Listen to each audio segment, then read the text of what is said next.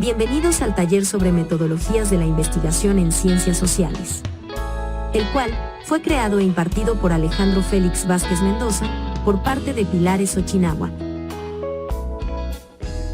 El taller tiene como objetivo el aprender los fundamentos y habilidades necesarias en una investigación en las ciencias sociales.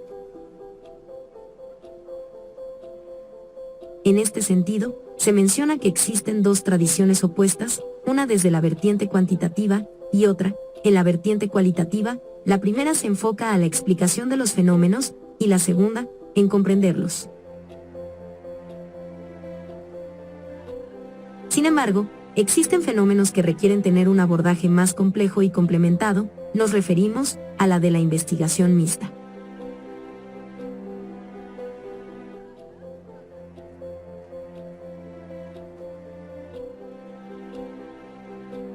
Esta es la sesión número 15, titulado Estrategias para la elaboración del índice del marco teórico.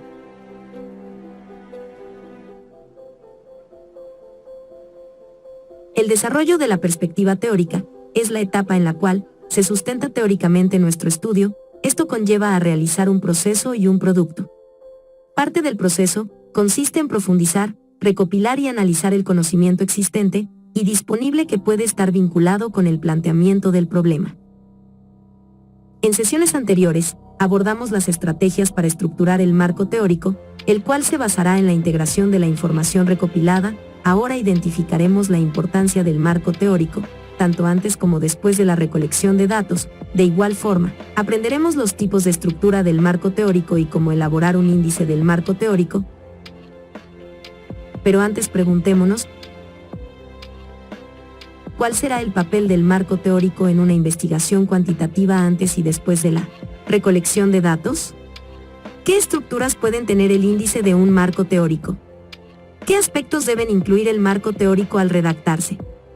¿En qué consiste un buen marco teórico? Primero, debemos recordar que, en toda investigación de corte científico-social, es indispensable que esté bien fundamentado su marco teórico, el cual, durante el proceso continuará estructurándose. Sin embargo, en investigaciones cuantitativas, es necesario, en este punto, ya contar con un marco teórico más definido, ya que, tanto antes como después de haber recolectado los datos, nos será de gran utilidad. En esta ocasión, abordaremos más a detalle cuál es esta importancia en investigaciones cuantitativas. Por tal motivo preguntémonos, ¿cuál es el papel del marco teórico en una investigación cuantitativa? De acuerdo con Yedihis y Weinbach, el papel del marco teórico antes de la recolección de datos nos permitirá 1. Aprender más acerca de la historia, origen y alcance del problema de investigación. 2. Conocer qué métodos se han aplicado exitosa o erróneamente para estudiar el problema o fenómeno específico y cuestiones relacionadas. 3. Saber qué respuestas existen actualmente para las preguntas de investigación. 4. Refinar el planteamiento y sugerir hipótesis. 5. Justificar la importancia del estudio. 6. Identificar hipótesis o generalizaciones empíricas y variables que requieren ser medidas y observadas, además de cómo han sido medidas y observadas. 7. Decidir cuál es la mejor manera de recolectar los datos que necesitas y dónde obtenerlos. 8. Resolver cómo pueden analizarse los datos. Ahora, el tener un buen marco teórico después de recolectar los datos, nos va a permitir 1. Explicar diferencias y similitudes entre nuestro método y procedimientos y los de estudios previos. 2. Explicar diferencias y similitudes entre nuestros resultados y el conocimiento existente. 3. Analizar formas de cómo podemos interpretar los datos. 4. Ubicar nuestros resultados y conclusiones dentro del conocimiento existente. 5. Generar y probar generalizaciones empíricas o hipótesis. 6. Construir teoría y explicaciones. 7. Desarrollar nuevas preguntas de investigación e hipótesis. Una vez que ya entendimos su importancia, ahora debemos definir cómo saber si contamos con un buen marco teórico. En la sesión anterior, de acuerdo con los expertos, aprendimos a determinar el número aproximado de referencias que pueden citarse o usarse y cuán tan extenso puede ser, acorde a los objetivos y alcance de la investigación. Sin embargo, es necesario responder la siguiente pregunta. ¿En qué consiste un buen marco teórico en investigaciones cuantitativas? Al construir el marco teórico, debes centrarte en el problema de investigación que te ocupa sin divagar en otros temas ajenos a tu estudio. Un buen marco teórico no es aquel que contiene muchas páginas, sino que trata con profundidad únicamente los aspectos relacionados con el problema y que vincula de manera lógica y coherente los conceptos y las proposiciones existentes en estudios anteriores. Este es otro aspecto importante que a veces se olvida. Construir el marco teórico no significa solo reunir información, sino también ligarla e interpretarla. Por esta razón, es que la redacción y la narrativa son importantes, porque las partes que lo integren deben estar enlazadas y no debe brincarse de una idea a otra. Además, tanto la narrativa como la redacción serán responsabilidad de quien realice la investigación. Por tal motivo, tu responsabilidad, experiencia y preparación serán fundamentales a la hora de estar redactando. Un ejemplo que, aunque burdo, resulta ilustrativo de lo que acabamos de comentar, sería que, quien trata de investigar cómo afecta a los universitarios exponerse a programas televisivos con alto contenido sexual desarrollara una estructura del marco teórico más o menos así.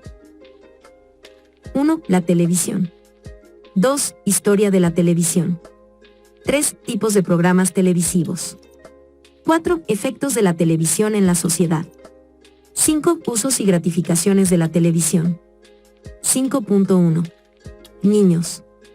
5.2. Adolescentes. 5.3. Adultos. 6. Exposición selectiva a la televisión. 7. Violencia en la televisión. 7.1. Tipos. 7.2. Efectos. 8. Sexo en la televisión. 8.1. Tipos. 8.2. Efectos. 9. El erotismo en la televisión. 10. La pornografía en la televisión. Como te habrás dado cuenta, en este ejemplo, se divaga demasiado en un mar de temas. Siempre debes recordar que es muy diferente escribir un libro de texto, que trata a fondo un área determinada de conocimiento, y que, en la elaboración un marco teórico es necesario ser selectivo. Otro ejemplo que alude al por qué delimitar de forma correcta el marco teórico es el siguiente. Si tenemos un estudio, cuyo objetivo consiste en plantearse, el cómo un nuevo tratamiento de afasia, contribuye a restaurar más rápidamente las habilidades lingüísticas de pacientes en proceso de recuperación, después de un accidente cerebrovascular, y nos encontremos que el marco teórico va a incluir apartados sobre historia de las enfermedades, enfermedades en general, enfermedades del cerebro, estructura del cerebro, y demás temas. Entonces, tampoco tendría sentido y constituiría una pérdida de tiempo. Ahora es momento de elegir el tipo de estructura deseada y elaborar un índice del marco teórico. Una vez que hemos organizado la estructura del marco teórico usando el método de mapeo, por vertebración de temas o cualquier otro, el siguiente paso es elaborar el índice lo más detallado posible, tal y como se observó en la sesión anterior. De acuerdo con Hernández Sampieri, año 2015, el índice puede tener diferentes estructuras, formatos o esquemas de orden para su presentación o desarrollo, y se destacan los siguientes. 1. Basado en una teoría o modelo teórico. 2. Fundamentado en diversas teorías o modelos teóricos. 3. Por generalización o afirmación empírica, es decir, basado en la hipótesis. 4. Cronológico. 5. Por acercamiento geográfico. En la sesión anterior, ya se mencionaron ejemplos de los tres primeros, respectivamente. El marco teórico estructurado de manera cronológica consiste en articular la evolución histórica de la teoría, modelos o generalizaciones empíricas, analizar las contribuciones más importantes al problema de investigación hasta llegar a la teoría resultante. Supongamos que decides realizar un estudio con la siguiente pregunta de investigación: ¿qué factores inciden en la motivación de los empleados de la Municipalidad de Esquipulas, Guatemala? Tu marco teórico podría tener la siguiente estructura cronológica. En los apartados se analizarían los motivadores, las condiciones y las características del trabajo consideradas por cada autor o perspectiva en particular, así como su relación con la motivación, aunque los incisos del punto 2 serían tratados brevemente. Al final se incluiría la teoría resultante, producto de años de investigación. Ya sea que decidas construir el marco teórico cronológicamente o desglosar la estructura de la teoría, tratando, una por una, las proposiciones y los elementos principales de ella, lo importante es que expliques con claridad la teoría y la forma como se aplica a tu problema de investigación, en este caso a individuos del servicio público.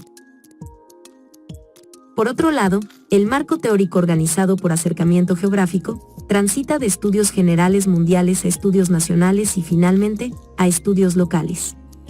Por ejemplo, si decidieras conocer las principales problemáticas que experimenta la micro y pequeña empresa, MIPE, en una determinada región, digamos, el estado o provincia de Querétaro en México, el marco teórico podría contener los siguientes apartados generales. 1. Definición de micro y pequeña empresa.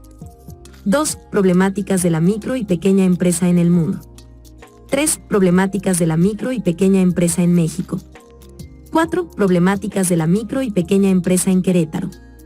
Los subapartados de los puntos 2 a 4 podrían incluir problemáticas comunes detectadas en la literatura o variables que inciden en ellas, incluyendo en cada caso resultados de otras investigaciones relacionadas.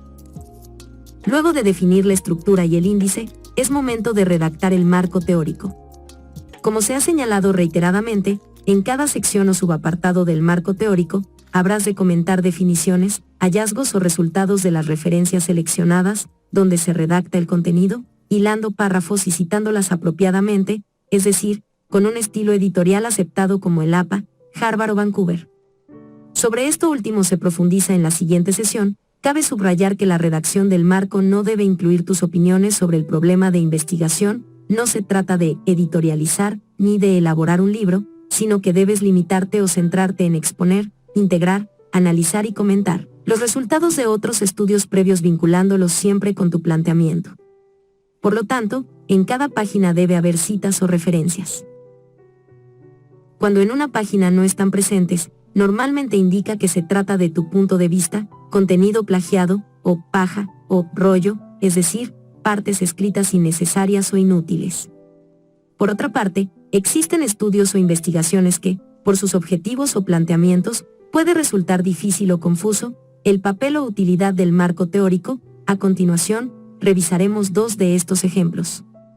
En aquellos estudios cuyo objetivo consiste en una evaluación o medición muy específico, por ejemplo, un estudio que solamente pretenda medir variables particulares, como el caso de un censo demográfico en una determinada comunidad, donde se medirían nivel socioeconómico, nivel educativo, edad, género, tamaño de la familia, etc. Es recomendable revisar lo que se ha hecho antes, como se han realizado en esa comunidad los censos demográficos anteriores o, si no hay antecedentes en ella, como se han efectuado en comunidades similares, qué problemas se tuvieron, cómo se resolvieron, qué información relevante fue excluida, etc. Esto te ayudará a concebir un estudio mejor y más completo. Ahora, en investigaciones para mejorar procesos, desarrollar algoritmos y generar nuevas tecnologías y productos, parte de la revisión de la literatura consiste en considerar y evaluar los anteriores procesos, algoritmos, tecnologías o productos, recordando que el planteamiento implica analizar en qué variables puede optimizarse. Con lo anterior, damos por terminado esta sesión. La actividad la encontrarás en la descripción del vídeo, o presionando siguiente, en donde se te preguntará los temas vistos en la sesión.